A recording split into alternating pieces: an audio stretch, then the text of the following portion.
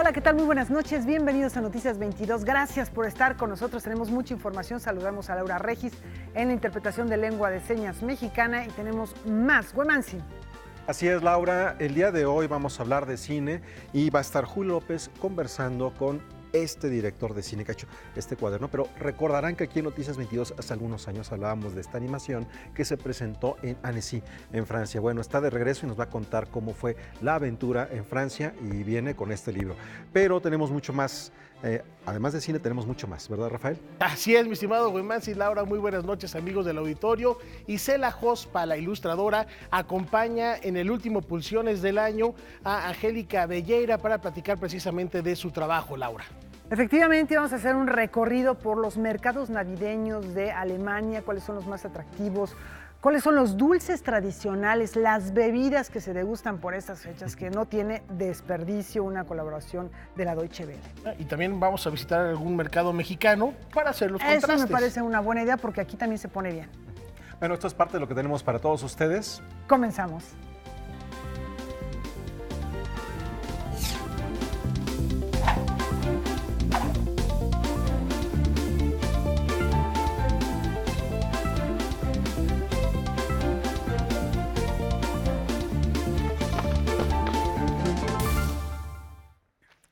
Bueno, iniciamos con un tema importante para el medio cultural mexicano. Alejandra Frausto, secretaria de Cultura, se reunió ayer con los miembros de la Comisión de Cultura y Cinematografía de la Cámara de Diputados para precisar los criterios de ejercicio del presupuesto asignado al sector cultura, este sector en el año 2019. Vamos a escuchar lo que se dijo al término de esta reunión.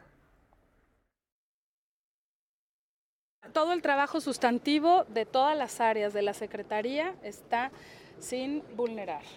Todo lo que tiene que ver con la creación, todo lo que tiene que ver con la educación artística, con el fomento a la creación en todos aquellos programas que ustedes conocen, como los Efiteatro, Eficine, las escuelas, por ejemplo la de cine, todas aquellas de Bellas Artes, todo eso no se vulnera. El único recorte que hay en el presupuesto es destinado al plan de austeridad, en el gasto operativo, en aquellas cosas que se han tenido en el presupuesto antes y que ahora hemos considerado dentro para hacer cumplimiento al plan de austeridad, que tenemos que sumarnos como Secretaría a ello. El sector cultural debe tener la claridad por nuestra parte que serán parte del proyecto cultural, que tendrán las ventanas abiertas, transparentes, justas, un programa de cultura justo en el que podrá participar no solamente los creadores que han tenido siempre algún apoyo,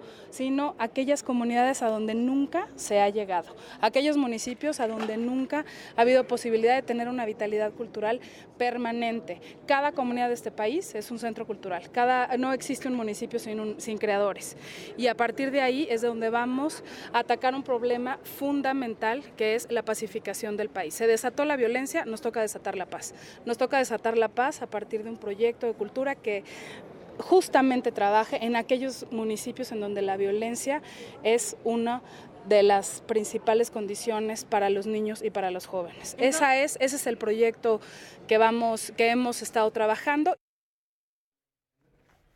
Bueno, y en este mismo sentido, después de haber platicado con la Comisión de Cultura y Cinematografía de la Cámara de Diputados, también aseguró que en conformidad con los principios de austeridad que propone el nuevo gobierno, señaló, mi estimado Güeman, que habrá racionalidad para evitar gastos superfluos. Así es, bueno, esto lo dice para invertirlo mejor en programas sustantivos. Esto ha sido una entrevista que se registró de manera espontánea a través de un teléfono celular, por eso es que no tenemos la imagen, pero bueno, el tema es muy importante y tenemos mucho más que compartir en torno a ello.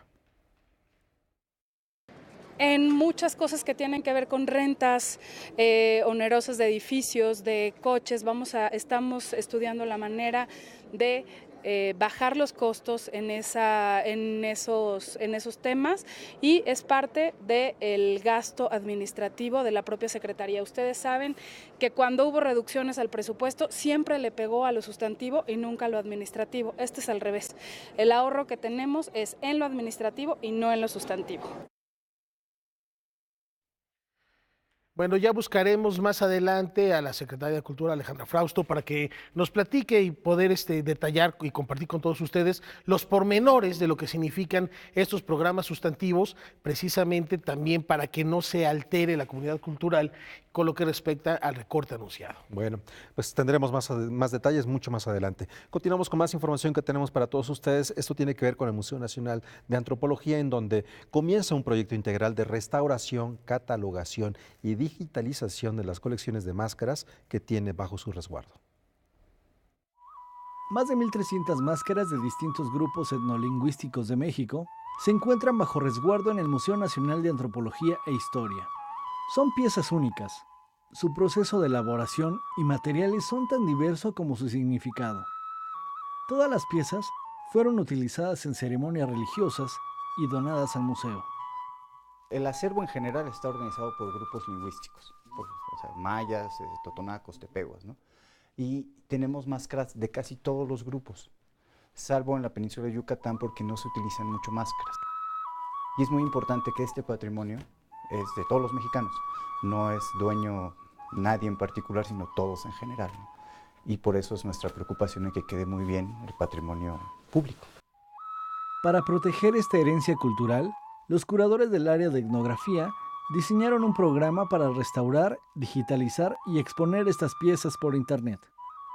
Tuvimos la idea de generar un proyecto para atenderlas de manera específica y no atenderlas colección por colección. O sea, que no estuvieran segregadas, sino que estuvieran todas juntas y darles un tratamiento, digamos, integral. O sea, quitarlas de sus colecciones, restaurarlas, limpiarlas, embalarlas, revisar las catalogaciones. Cada máscara tiene un número de catálogo, inventarios nacionales de patrimonio. Revisamos que no haya errores y se entregan a los curadores para que ellos realicen una tarjeta de investigación donde se va a poder dar a conocer en un futuro próximo la información básica de cada una de las máscaras. El plan es tener estas máscaras en la página del museo. Con la catalogación, el proyecto permitirá seguir varias líneas de investigación, en las que se podrán definir relaciones estéticas, religiosas y sociales entre varias comunidades. Ya que tengamos el registro de todas las máscaras, también vamos a poder, a partir de ellas, generar hipótesis de investigación sobre rutas estilísticas, préstamos. O sea, hay mucho de lo que se puede hacer con esto una vez que sea de dominio público. Esperamos que antes de que termine este año podamos subir la primera colección, que va a ser la Purépecha. Son un poco más de 300 máscaras que no se van a subir de un golpe, sino de manera gradual. Aunque las máscaras se asocian con objetos que cubren el rostro, también se contemplan piezas que cubren otras partes del cuerpo. Generalmente cuando pensamos máscara, la asociamos con el rostro, pero la máscara puede cubrir cualquier parte del cuerpo. Esta máscara es Guave, de en el Istmo de Tehuantepec también. Esta parte se pone atrás y se carga con tirantes. Es una máscara de cintura.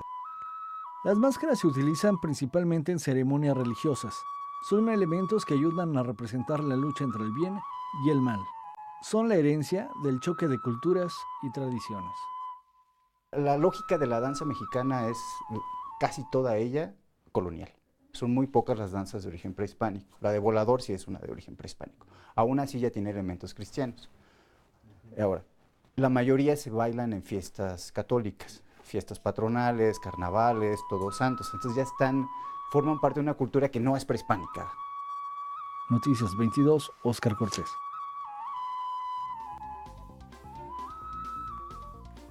Bueno, pues nos vamos a la pausa, regresamos con Jueves de Cine, que Julio López nos trae una sorpresa, algo que ya nos había adelantado. Una idea que se tardaron 11 meses en gestar, pero que nace hace 14 años. Les vamos a platicar del Tigre sin rayas. Efectivamente, regresamos en unos instantes.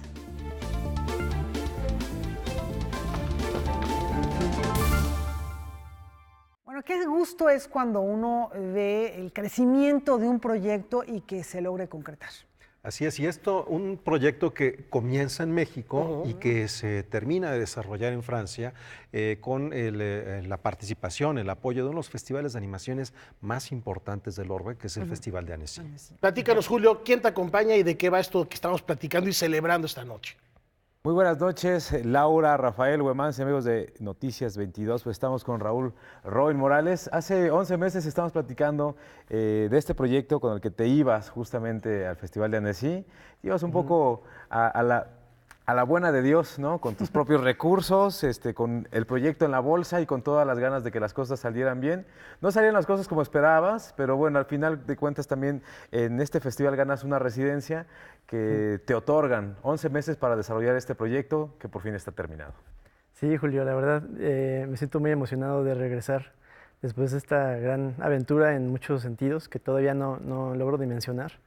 El festival el Annecy se dio el año pasado, justo el concurso por esta residencia, que fue una sesión de pitch más bien, y decidieron otorgar 2 residencias para la producción de este corto, y ya está también el libro producido, que todo este viaje surgió a partir de un libro escrito hace 14 años, como bien decían, en la universidad.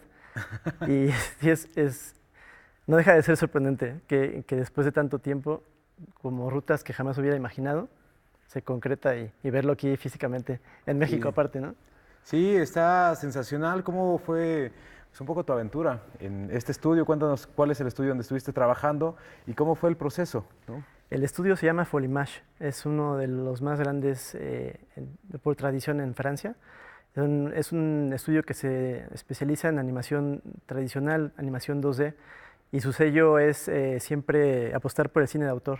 Entonces, cada autor, cada realizador tiene una técnica muy particular, y hacen animación en pastel, en papel, con cera, con crayón, con todo tipo de pinturas, con medios muy también exploratorios.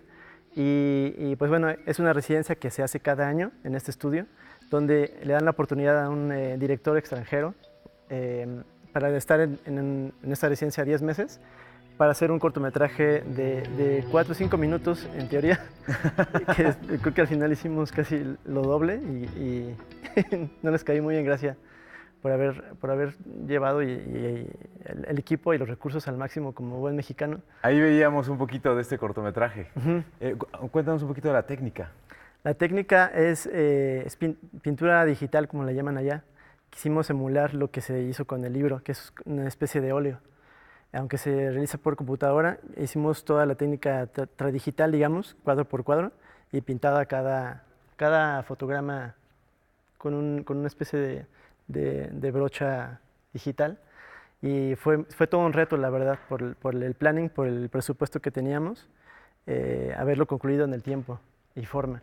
Y el equipo de los coloristas, las coloristas, porque son todas mujeres, me llama mucho la atención porque son señoras de entre 50 años, 50, 60 años, que han trabajado toda su vida en el estudio, pero esta fue la primera ocasión para muchas de ellas que utilizaron un programa en la computadora para hacerlo, y lo hicieron magníficamente.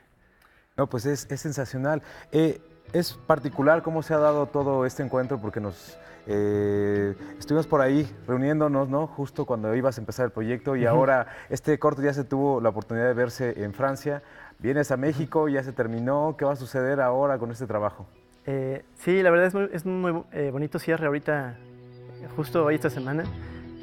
Llegué apenas antier, y contigo fue la presentación de la maqueta del libro. Me acuerdo que estábamos en mi casa con una maqueta casera, y ahora de alguna manera se cierra para mí este ciclo en este momento contigo en el Canal 22 presentando el corto y el libro. Y lo que sigue es la ruta de festivales. Por 2 años se va por todo el mundo.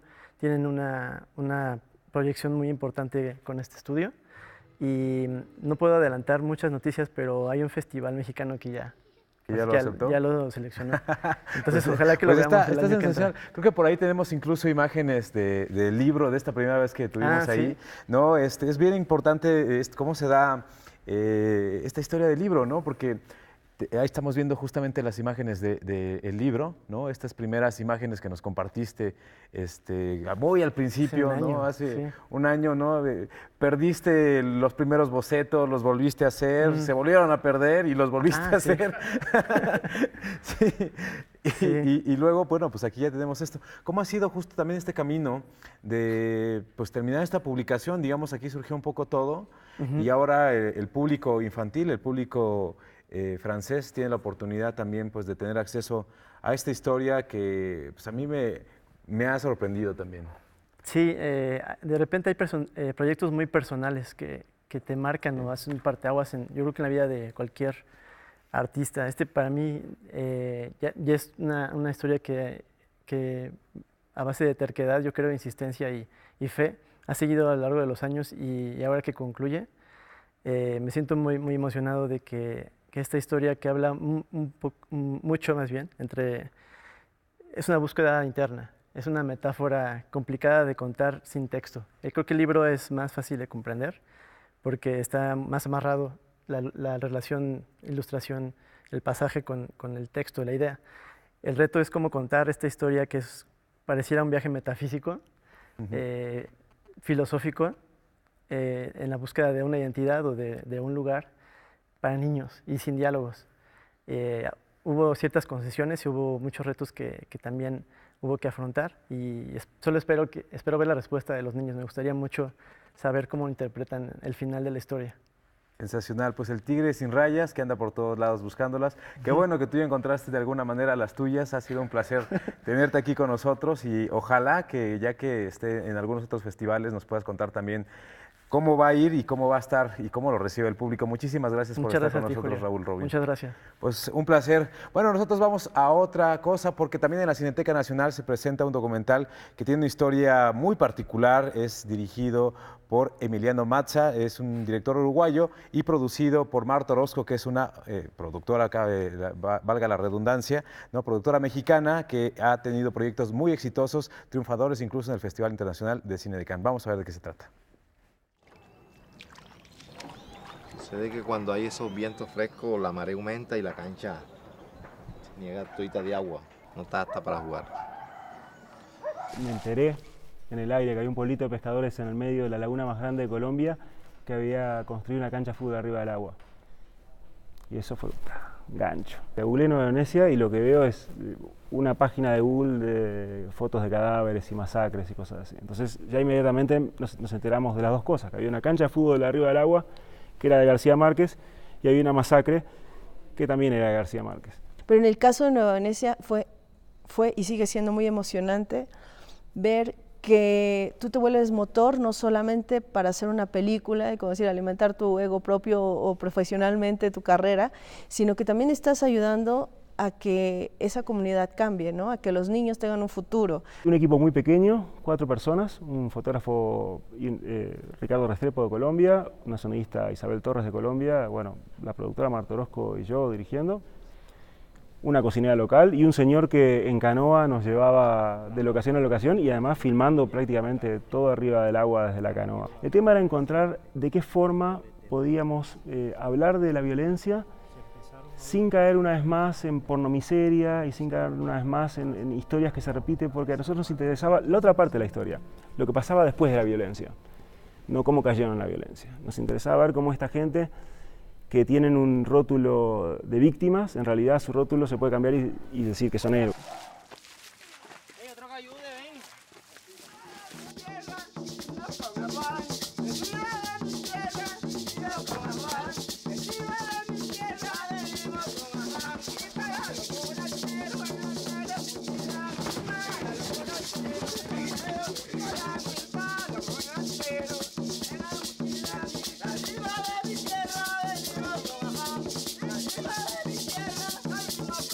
Nuestro estreno nacional fue en Guadalajara, luego empezamos también en Seattle, estuvo en Biarritz en el estreno europeo y ahí ganó el premio del Abrazo al mejor documental. Justamente coincidió que se estaba firmando el acuerdo de paz en Colombia, ¿no? Y a su vez se proyectaba Nueva Venecia a una plaza al lado, ahí en Cartagena. De alguna manera siempre vas con la película a los festivales y las historias quedan ahí, los personajes quedan ahí, ¿no?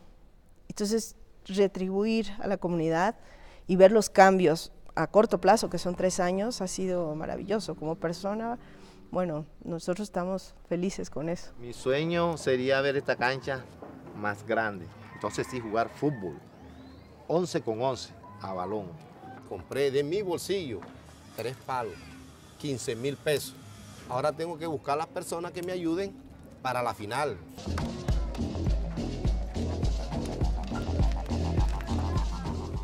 Bueno, pues ahí lo tienen, La Nueva Venecia, una película que conjunta fútbol, cine y arte y que literalmente ha transformado las condiciones de vida en este lugar. Y pasando a otras cosas, también vamos a hablar de otra película que se estrena el 25 de diciembre, Perfectos Desconocidos. Es un remake filmado y dirigido por Manolo Caro. Vamos a ver de qué se trata.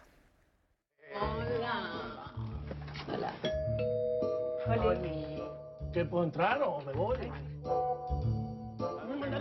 Estas parejas no se harían pedazos y uno de los dos mirar el celular del otro. Con la película Perfectos Desconocidos, Manolo Caro se aventura, por primera vez, a dirigir un guión que no es de su autoría. El reto es aún mayor tomando en cuenta que ya existen dos versiones, la original escrita y dirigida por Paolo Genovese y otra filmada en España por Alex de la Iglesia. Llamadas WhatsApp, las leemos y escuchamos todos juntos. Mensaje de Alejandra. Quiero tu cuerpo.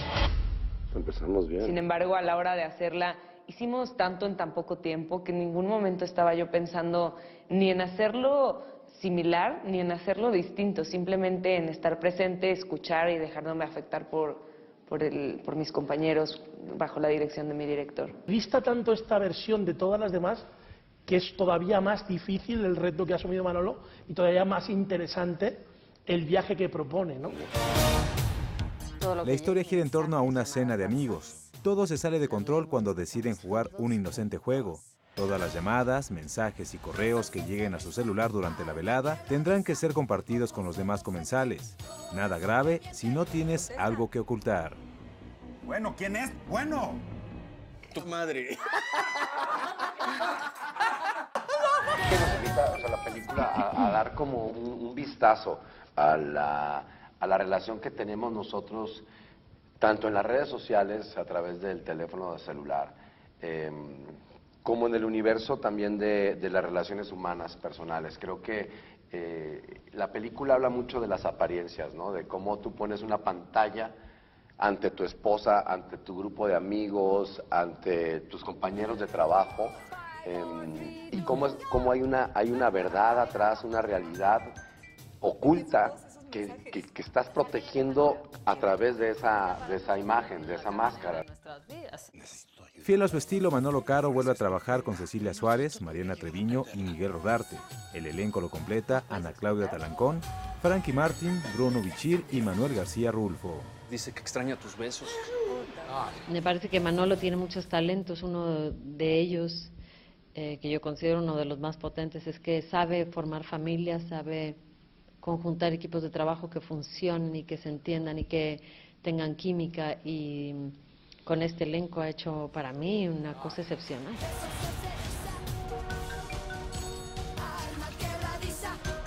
Las comparaciones serán inevitables, sobre todo porque la versión española se puede ver en Netflix y además se pretenden hacer en total 12 remakes. Bueno, yo siento que los conozco perfectamente bien. Noticias 22, Julio López. Bueno, pues ahí lo tienen, Perfectos Desconocidos, y por supuesto ya no es noticia tan nueva, ¿no? Que Roma forma parte del shortlist rumbo a los premios Oscar. Seguramente estará en esta quinteta final, pero eso también estaremos hablando muy pronto. Alfonso Cuarón estuvo en nuestro país promocionando la película con algunos de los integrantes de esta película. Por mi parte es todo, pero nos vemos la próxima semana para hablar de más estrenos de cine. Muchas gracias, Julio. Gracias, Julio. Y continuamos. Es un placer saludar a la secretaria de Cultura, Alejandra Frausto, quien nos platica, a propósito, Alejandra, muy buenas noches, de lo que hemos venido escuchando desde el día de ayer, después de esta reunión con la Comisión de Cultura de la Cámara de Diputados, a propósito del presupuesto para el sector. Muy buenas noches. Alejandra. Un segundo. Alejandra, te escuchamos. Muy buenas noches. Bueno. Sí, hola Alejandra, buenas noches. Hola, buenas noches. Te saludamos aquí de Noticias 22, somos Laura, Rafael Huemancin, y bueno, nada más para que nos hagas unos comentarios que te preguntaba Rafael hace un momento a propósito del presupuesto, Alejandra. Muchísimas gracias. Pues miren, el presupuesto, como lo hemos comunicado, tiene un ajuste en el tema del plan de austeridad, de todo el gobierno federal. En el tema sustantivo no se toca un solo peso. En el tema que tiene que ver con el apoyo a la creación, a la gestión cultural, al tema que es propio de la Secretaría de Cultura, eso no sufrirá ningún tipo de disminución, al contrario, hay una recuperación en ese presupuesto importante para programas centrales también. Todas aquellas áreas que están en la Secretaría de Cultura sectorizadas recibirán el presupuesto que se refiere al tema sustantivo. El presupuesto de la Secretaría de Cultura, que está en el paquete de egresos de la Federación anualmente que presenta el Ejecutivo, tiene un 4% de diferencia al del año anterior, precisamente por todos los gastos administrativos en los que se está ahorrando dinero, en renta de automóviles, en compras de distintos tipos en donde podría existir, al no estar las compras consolidadas, un sobreprecio, y todo este tipo de gastos que tienen que ver con un gasto responsable y que evite cualquier tipo de fuga de recurso público, pues es en donde se ve el ajuste. Entonces, esto es en lo que hemos estado hablando los 2 últimos días.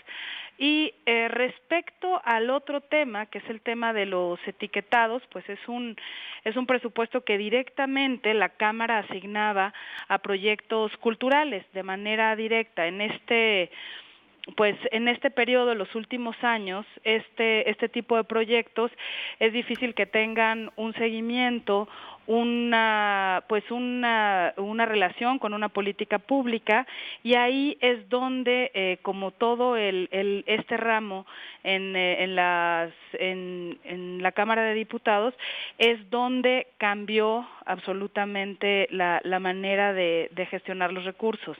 Entonces, la Secretaría cuenta con los programas para este tipo de asignaciones, en donde se puede convocar de manera pública para asignar recursos a toda esta actividad cultural de manera clara, transparente, y que tenga un seguimiento y un acompañamiento en cómo se van realizando todos estos proyectos culturales. Entonces, bueno, estas son las líneas generales de lo que hemos estado hablando ayer y hoy, tanto con la comunidad cultural como con el Poder Legislativo, y desde luego que en estos programas que tiene la propia Secretaría para la asignación de recursos, pues es bienvenido todo aumento al presupuesto. Ustedes saben que nuestro país es un país de cultura, y el presupuesto siempre será bienvenido. Además, estamos haciendo ejercicios transversales con otras áreas no solo de la administración pública, sino también con la atracción de fondos internacionales para poder crecer, porque el reto cultural es bastante grande. Programas, por ejemplo, Alejandra, como el FONCA, que son, trabajo muy importante para el impulso a la creación cultural, ¿van a tener una reorientación en el tema de presupuesto, o solamente será una reorientación en la manera en que se asignan estas a los creadores? El fondo que se tiene para el apoyo a la creación en el FONCA permanece, y hay que estudiar la forma en la que se están haciendo este tipo de convocatorias. Creo que es un momento interesante para analizarlo, y va a estar, desde luego, es una de las áreas, es un programa ejemplar en el mundo. La verdad es que un programa como el FONCA, en donde los creadores a partir de los 18 años tienen oportunidad de ser parte de un sistema creativo con tutorías. Creo que la parte viva de este proyecto es muy importante. En lo que hemos insistido con la comunidad cultural y con todas aquellas personas que tienen posibilidad de tener un acceso a un apoyo de este tipo, es en esta parte de la retribución social y de cómo tender los puentes idóneos para que todas aquellas personas que reciban algún apoyo del Estado tengan la posibilidad de ser parte de un programa de cultura mucho más amplio en el país. Sabemos que mucho del ejercicio cultural está concentrado, no se diga en la capital del país, sino en las capitales de los estados, y hay que redistribuir la riqueza cultural de manera permanente, hay que generar los circuitos proyectos culturales que den atención a las comunidades, a los municipios y sobre todo fortalecer el programa territorial de la Secretaría de Cultura. Esto es fundamental, hay que dar las condiciones para que los estados tengan los espacios idóneos para recibir producciones que la verdad se ven solamente en algunos teatros de las capitales del país y pues hay que ir generando un proyecto de cultura que distribuya de una manera coherente, justa, todo el recurso en las comunidades que también, desde luego que son centros creativos, ¿no? Cada uno de los municipios, cada una de las comunidades es un espacio cultural. Alejandra, ¿nos permites hacerte una pregunta sobre un tema que particularmente nos importa mucho, que son los medios públicos? Estuvimos viendo las cifras en torno a los recortes presupuestales de otros medios, no necesariamente sectorizados a cultura, como puede ser el Instituto Mexicano de la Radio, el Sistema Público del Estado Mexicano, particularmente Canal 22, vimos un recorte que nos llamó la atención. ¿Esto qué significa? Miren, en cuanto a los programas sustantivos de todas las áreas que están vinculadas al sector cultural, en los programas sustantivos tendrán adecuaciones en los presupuestos que provienen de todo lo que tiene concentrado la Dirección General de Administración actualmente, que es desde donde se distribuye. Entonces, en lo que representa al programa sustantivo de las áreas no tendrán ningún, pues no se vulneran de ninguna manera. En cuanto a los medios públicos, en general, ustedes saben que se está trazando una política para articularlos, para tener posibilidades de tener un sistema más coherente en donde la aplicación de recursos sea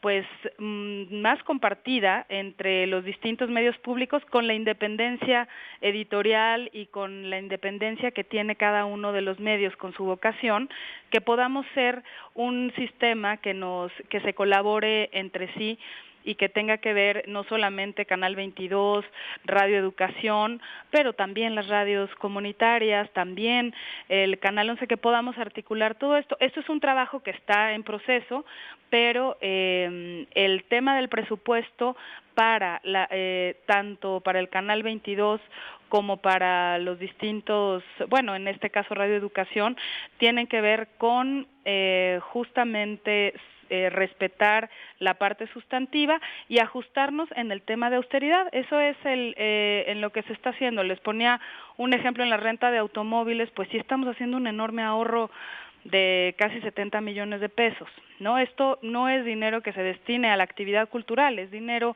operativo en donde podemos sujetarnos a otras reglas, en donde tenemos que hacer un servicio público distinto y esto es parte de un cambio en el servicio público que estamos asumiendo con enorme responsabilidad. Entonces, yo aprovecho este espacio y lo agradezco para reiterar que el presupuesto dentro de la Secretaría de Cultura en cuanto a programas sustantivos, lejos de bajar, va a aumentar. Y todos aquellos ahorros que se tengan en lo administrativo se aplicarán de manera directa en lo sustantivo. Esto es el punto de partida, es el presupuesto, y quizá si hay posibilidades de crecimiento, se irá a la parte sustantiva sin duda. Los últimos recortes que se aplicaron en otros años al sector cultural iban directamente a lo sustantivo, no a los programas, digamos, de cultura y no al gasto operativo. Y aquí es donde estamos haciendo un importante ahorro y creo que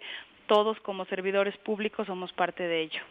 Excelente, Alejandra, muchísimas gracias. Y en resumen, los artistas, los creadores pueden estar tranquilos, hay con qué seguir trabajando y sobre todo aquellos que no necesariamente están en el corazón del país también tendrán esta oportunidad. Y hacer accesible todas estas convocatorias del FONCA a los estados, hacer accesibles los estímulos fiscales que existen para el teatro, para el cine en los estados. Muchos de los empresarios estatales no tienen siquiera idea que pudieran apoyar una creación como una obra de teatro o como una exposición desde los estímulos fiscales porque realmente está centralizado este tipo de apoyos. Entonces, pues nos toca hacer país a todos y es una invitación general obviamente con la comunidad artística. Hemos tenido diálogos desde la campaña, desde la transición, hemos tenido muchas reuniones y foros abiertos con ellos y tenemos muy claro cuál es la agenda que se ha buscado, entonces que no se preocupen porque sí va a haber recurso para todos estos programas en los que hemos platicado ya con la comunidad.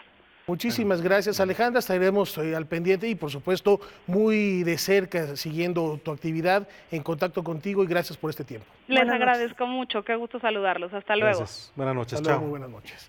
Alejandra Frausto, secretaria de Cultura. Bueno, ahí está el balance que ella nos da a propósito de este presupuesto en áreas sustantivas de la cultura. ¿Hacemos una pausa? Regresamos.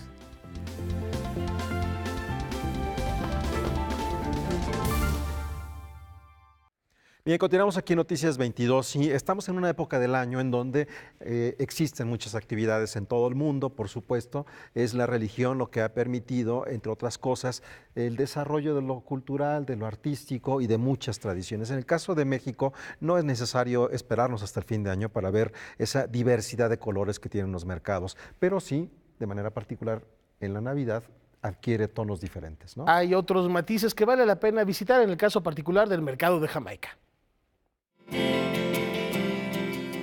El mercado de Jamaica, con más de 60 años de existencia, es uno de los centros de abasto más importantes de la Ciudad de México y también uno de los de mayor tradición para las fiestas decembrinas. Sobre todo en estas épocas navideñas, porque aquí podemos encontrar de todo, incluso colación, fruta seca, todo para la piñata. Aquí no solamente puedes comprar, sino dar uno de los mejores paseos mientras vas viendo toda la oferta de cosas que tiene para ti. En estas fechas, uno de los mejores regalos que podemos hacer es una canasta de fruta, y estos centros de abasto tienen las mejores, porque además de lo bonito que lucen, tienen un sentido del acomodo especial, casi como si fueran bodegones de arte. Uno de los elementos más importantes en cada casa mexicana son los nacimientos navideños. Y lo importante también de esta tradición es que son hechas por artesanos mexicanos que vienen de distintos pueblos cercanos a la Ciudad de México, y es justamente en esta temporada cuando pueden venir a vender. Podemos encontrar desde cascadas casi de 2 metros hasta unos ríos inmensos, mujeres llevando los cántaros al agua. También tenemos pastores, y los pastores pues se parecen a distintas personas. Hay un local especial aquí donde la persona que los hizo tomó los rostros de su familia para hacerlos. Estamos con Lorena Ávila, que es de Magdalena Petlacalco, alcaldía de Tlalpan, donde también hay una Ciudad de México rural donde se siembran estas flores de Nochebuena. Ella es ya tercera generación y apenas lleva 5 años produciéndolas, pero ya es una gran experta y nos va a platicar de todas las especies de Nochebuena que estamos viendo aquí.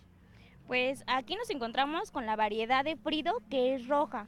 También está la Coral, que igualmente es Frido. Está la Silver Star, la Frost, y hay diferentes tipos de variedad. También hay blancas Frido, hay reguiletes. Hay muchos tipos de variedades de Nochebuena. Las costumbres de este país van creciendo y se van modernizando, y eso lo puedes ver justamente en los mercados, porque es donde tienes la mayor exposición de artesanías mexicanas alusivas a la época. Podemos ofrecerles productos hechos por nosotros mismos, como son los moños, tenemos coronas, hay piñitas que se van y recogen desde el campo. Los artesanos ellos mismos las recogen, las pintan, las limpian, y hacen el corsage típico que se usa en las cenas navideñas. Entonces es también darle ese trabajo, ¿no?, a los artesanos mexicanos, no tanto el producto de Estados Unidos o importado, sino también nuestras cosas mexicanas y nuestras tradiciones, ¿no? Los que están preocupados por la cena de Navidad porque todavía no saben qué van a preparar, les recomiendo que mejor vengan con un experto como Daniel. Tenemos muchas opciones, tenemos desde el famoso bacalao, tenemos unos romeritos, pero en lugar de poner la torta tradicional de camarón, les vamos a poner un camarón jumbo. Eso le da mucho sabor a tus romeritos. Tenemos un filete miñón que va en una salsa de chutney de flor de Jamaica, que es un tipo de mermelada picante. Vamos a tener salmón relleno de crema de espinacas, va envuelto en pasta hojaldre. Vamos a tener un lomo de cerdo en una salsa de 7 chiles. Está muy bueno si gustan probarlo. Vamos a tener muchas opciones para ustedes. Vengan, visítenos, estamos aquí en Jamaica, con mucho gusto. Con información y texto de Yulén Ladrón de Guevara y Óscar Helguera, Noticias 22. Y uno sin cenar a esta hora, güey. Sí, todavía falta algún momento más para poder entrar a las delicias de la carne y sí se antoja. Sí, definitivamente. Y hay de colores a colores y en todo el mundo se cuecen habas. Laura, aquí hay otra propuesta y vamos a cruzar el océano para platicar de ella. Efectivamente, Rafa Huemansin, está muy interesante, muy colorido, muy rico lo que les vamos a presentar de la Deutsche Welle. María Luz Moraleda nos presenta esta colaboración que le agradecemos mucho porque es un viaje que va desde, no sé, desde Hamburgo hasta Múnich, haciendo un recorrido por los mercadillos navideños de Alemania, que hay algunos que vienen desde el siglo XV, otros son muy contemporáneos. Vamos a ver qué es lo que nos comenta María Luz. Adelante, ¿cómo estás? Gracias por esta colaboración. Te saludamos con gusto. Adelante. Hola, ¿qué tal amigos de Canal 22? Un gusto saludarles de nuevo. La verdadera esencia de la Navidad se vive en Alemania en sus tradicionales mercados ya desde que comienza el Adviento. Empezamos por recomendarles el más antiguo del país, el del casco histórico de la capital del estado de Sajonia en la ciudad de Dresde. Tiene su origen en 1434 y, entre otras cosas, sus habitantes están orgullosos de tener la pirámide de Navidad más grande del mundo, de 15 metros de altura. Otro de los más antiguos del mundo es el Mercado del Niño Jesús de la ciudad de Nuremberg, al sur de Alemania.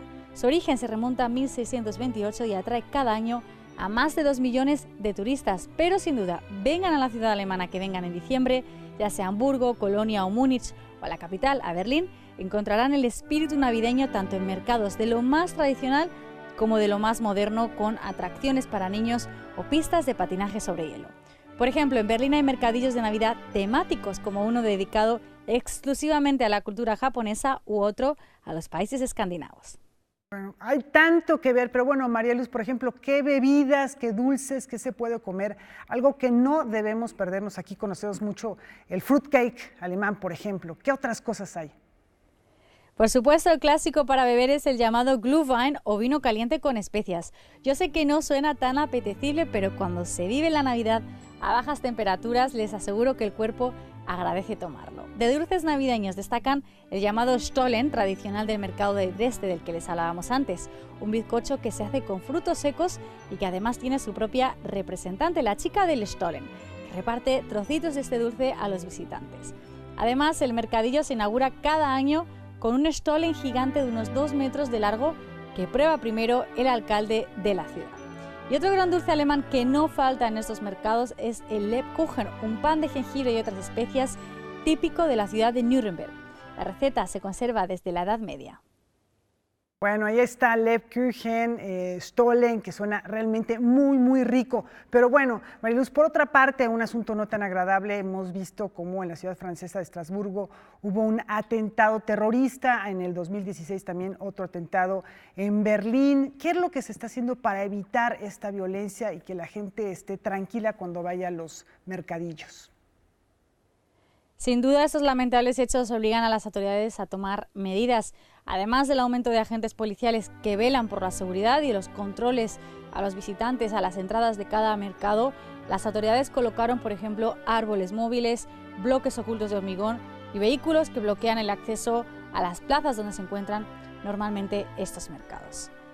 Desde el canal internacional de Deutsche Welle aprovechamos con un vino caliente para desearles una muy feliz Navidad y un próspero 2019 cargado de salud y buenos momentos. Bueno, un ponchecito también aquí desde la Ciudad de México y bueno, pues un abrazo a la Deutsche Welle, a María Luz Moraleda por todas estas colaboraciones a lo largo del 2018. Esperamos que también en el 2019 podamos estar muy cerca y vamos a una pausa muy breve.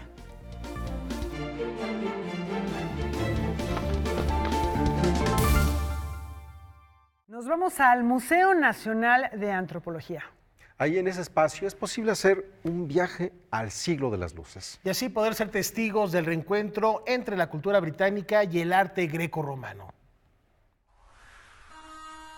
Es el reencuentro de la Inglaterra del siglo XVIII con la tradición griega y romana en el denominado siglo de las luces. Es el neoclasicismo resultante, expresado en su plástica y en sus valores. Belleza y virtud, coleccionismo inglés de arte clásico, es la exposición que presenta más de un centenar de obras de entre los siglos IV a.C. y el siglo III después de Cristo, y otras creadas en el siglo XVIII. Los acervos proceden de recintos de la ciudad de Liverpool. Three of the museums, so World Museum in Liverpool, and then the Lady Lever Art Gallery and the Walker Art Gallery, all in Liverpool, but 3 different sites. And then there is also a couple of works from the British Museum and I think a couple of works from here in Mexico as well. By presenting them together, you can get a different perspective and a different view of the works, and it certainly brings together the different art forms in a way that we have never done in National Museums Liverpool that I have seen. A la muestra se suman piezas de similar factura, que pertenecen a museos como el Sumaya, el Nacional de las Culturas del Mundo o la Academia de San Carlos. Organizada en 4 ejes temáticos, la muestra inicia con un fenómeno denominado Grand Tour y que describe una tendencia generalizada en Europa, pero dominada por los británicos, a viajar para reencontrarse con el pasado. Durante este viaje es donde empiezan a armarse no solo los estudios, sino también las colecciones de arte clásico que empiezan a llevar a Inglaterra con autorizaciones en esta época del papado y las diferentes autoridades de los lugares donde las adquirían y dedicarse a su estudio. El segundo tema habla justo de este estudio y organización de las colecciones, pero también de cómo fueron restauradas y cómo fueron interpretadas en su época. Pero las implicaciones no solo fueron de índole histórica o artística, sino también ideológica. Como lo pone de manifiesto el tercer eje dedicado a los modelos de virtud del mundo clásico e incluso a la razón. Es el siglo en el cual se plasman las monarquías democráticas, es decir, hay monarquía parlamentaria, a diferencia de otros países donde el absolutismo sigue muy vigente, y esto hace que la clase inglesa se tenga que encontrar un reflejo en la oligarquía griega y romana, una especie de cambio de miradas. Hay también una aproximación ideológica a través de esta evocación del pasado romano de Gran Bretaña como Britania, y entonces la identificación de los valores, particularmente de la República Romana más que del Imperio Romano, y decir, bueno, entonces estos eran unos virtuosos y nosotros hemos heredado esta virtud y es parte de lo que los nuevos parlamentarios quieren utilizar como parte de su proselitismo. Belleza y Virtud permanecerá abierta en el Museo Nacional de Antropología hasta el mes de abril de 2019. Noticias 22, Víctor Gaspar. Y es jueves de Pulsiones. Así es, ya está Angélica Belleira aquí con su invitada. Adelante, vamos contigo. Buenas noches, estamos muy contentos de tener en esta ocasión a Isela Shospa. Vamos a ver una cápsula sobre su trabajo y regresamos a platicar con ella. Es una migrante de Milpa Alta cuya familia moldeó a una generación de desarraigados que escucharon una frase: aquí nadie va a ser indio. Y así, con esa marca de identidad negadora, Isela Shospa se hizo universitaria. Estuvo en Inglaterra y en Gales como voluntaria de acompañamiento de jóvenes adictos y con capacidades diferentes, para arraigarse a medias en Nueva York y vivir de su trabajo como hostess y barista mientras continuaba con el diseño. Tras sus labores de servicio en restaurantes, estuvo por 9 años como archivista del acervo de esa estrella nunca fugaz que es David Bowie. Digitalizó y organizó los miles de materiales en video y fotografía del cantautor, constitutivos del conjunto memorioso que ha viajado por museos del mundo. Esa es la tarea que muchos destacan en Shospa por el brillo a escala global de un ser como Bowie, pero ha hecho mucho más.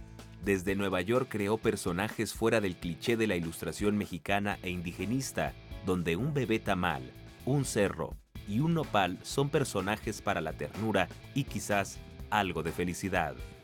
Con la memoria de las revistas japonesas que veía al recorrer tiendas con su madre costurera, Isela quedó marcada por el estilo kawaii, ese que en Japón resulta una mezcla de lindura y aire infantil que inundó la moda de los años 80 con el personaje Hello Kitty. Enfiló entonces sus diseños hacia estructuras geometrizadas con personajes que le hablan a cualquier persona en el mundo sobre el trabajo en el campo, las fiestas populares y los personajes de su tierra al sur de la Ciudad de México. De regreso en Milpa Alta, Isela redescubrió el sentido de comunalidad. Comenzó a estudiar el náhuatl y emprende proyectos autogestivos a través de su línea editorial Shospatronic, con origen en Nueva York hace 4 años, y que tras 40 títulos de edición limitada, afianzará con libros gratuitos para la población infantil. El primero en publicarse al iniciar 2019 será el volumen bilingüe náhuatl-español Inmiki Yoli, el no muerto, una versión renovada del relato de la tradición oral contado por Luz Jiménez a Anita Brenner en 1942. Años después lo recopiló Fernando Orcasitas en los cuentos en náhuatl de Doña Luz Jiménez. El no muerto será parte de la colección Cuéntame cómo era Milpa Alta, la voz y la memoria de nuestros abuelos y abuelas, donde Isela Xospa tratará de preservar las palabras de sus antepasados con su mezcla de arte pop, gráfica popular mexicana y un tono de antisolemnidad para mantener no solo una lengua viva, sino una forma particular de ver el mundo. Con información y texto de Angélica Abelleira, Noticias 22. Bueno, ya vimos toda esta riqueza que está dentro de Isela Xospa, su forma de ver el mundo. Y bueno, a mí me gustaría que nos contaras, Isela, este proyecto de libros para niños milpaltenses, ¿cuál es el sentido? ¿Qué es lo que quieres ofrecer con tu trabajo? Bueno, este proyecto básicamente busca traer al formato del libro parte de la memoria de Milpa Alta, la memoria cultural y los paisajes, personajes y toda la herencia cultural que tenemos todavía en el sur de la Ciudad de México, en una comunidad que es predominantemente náhuatl. Los niños, ¿cómo los ves como lectores? Son unos lectores muy exigentes, a pesar de que muchos no los consideran así. ¿Qué historias quieres contarles? Bueno, lo primero que quiero es contarles historias que los representen a ellos. Eso es algo que sí he visto, pues en general en nuestro país hay una carencia de personajes y de historias que representen nuestra cultura, que te representen a ti, donde veas un personaje que se parezca a ti como un niño mexicano. Entonces yo hago estos libros pensando en ellos como si yo fuera una niña, y a mí me hubiera encantado de niña haber visto libros donde los personajes fueran los cerros de mi pueblo y las personas que se ven como yo. Y bueno, yo creo que esos códigos cualquier niño en cualquier mundo los puede leer, y son exigencias tan básicas que muy pocos editores ponen atención, ¿no? a eso, a presentarles a los niños productos y personajes editoriales basados en ellos, en su propia cultura. Como el Baby Tamal. Como el Bebé Tamal, exacto. Sí, eso es un personaje que yo hice hace mucho tiempo pensando en... Es un personaje que a mí me identifica, que me hace recordar mi infancia, porque en Milpa Alta todos los niños, cuando es tu cumpleaños, quieren tamales. Entonces, eso incluso estando en Nueva York, pues también era un personaje que los niños migrantes veían e identificaban, porque allá también siguen comiendo tamales en su cumpleaños. Entonces, si aquí tenemos personajes que son un sushi o que son una popó a veces, ¿por qué no vamos a tener un personaje que es un tamal? Claro. Y no tiene por qué ser incluso una comida que en China o en Asia sepan qué es, pero puede ser un personaje que sea memorable y querido y que te haga reconocer y entender una cultura nueva. Isela, en tu retorno a México, bueno, estás aprendiendo náhuatl ahora. Sí. Cuéntanos cómo es que cambió tu visión de Milpa Alta ya estando acá. Claro. Tenías una allá, tienes ahora otra acá. Pues salir de tu comunidad, donde das todo por hecho y donde crees que todo es igual, salir de ahí te hace darte cuenta que vivir en un lugar así, venir de un lugar con esos orígenes, te da una ventaja cultural de alguna manera y te hace ver el mundo de una manera distinta. Después, con el tiempo, te das cuenta de que esa manera de ver el mundo diferente, en Milpa Alta sobre todo, la comunalidad y la manera en que todos nos relacionamos con el ambiente y las festividades y la comida, tiene que ver con la lengua. El náhuatl, como muchas otras lenguas indígenas, traen encima una cosmovisión y una manera de ver el mundo muy distinta a la occidental. Y es una manera de ver poética, metafórica, es hermosa, ¿no? O sea, la manera en que uno expresa algo es muy distinta a cómo se entiende, la manera en la que entendemos en el castellano. Entonces, acercarse a la lengua a mí, por ejemplo, pues me hizo recapacitar muchas cosas, entender muchas otras que no tenía claras. Es como descubrir una cosa que era mía y que no entendía bien. Y bueno, hay ahorita mismo un auge, ¿no?, de esas lenguas, de poesías, de gente haciendo música, y no es una coincidencia ni es una casualidad, es una cosa viva, es una cosa que sigue vigente y que posiblemente nos salve a muchos, ¿no?, de la extinción y de que se acabe este planeta, porque en esas lenguas está contenida toda esa filosofía. Bueno, yo creo que hablas de salvación, yo creo que es una salvación para ti como creadora, ¿no? Retomar todas estas historias de tu propia tierra y transmitirlas a los niños, creo que es fundamental en este país, ¿no? Y bueno, deseamos mucha suerte en tu proyecto editorial, en que sigas haciendo estos escenarios que son entrañables, que son muy tiernos, que salen de los clichés precisamente, y creo que eso es muy, muy rico para este país. Muchas gracias. Buenas noches a todos. Gracias, Gisela, felicidades por este trabajo tan atractivo que seguramente va a llegar a muchas generaciones enseñándoles una parte de nuestra cultura de una manera completamente original. Ya está el abuelo del Baby Tamal, el Tata Tamal, mira, nuestro floor manager, sin problema podría inspirarlo. Y nos vamos a despedir con música, con uno de los grandes compositores españoles, 235 años de su deceso, Antonio Soler. Nos vemos mañana. Disfrútenlo, buenas noches. Buenas noches.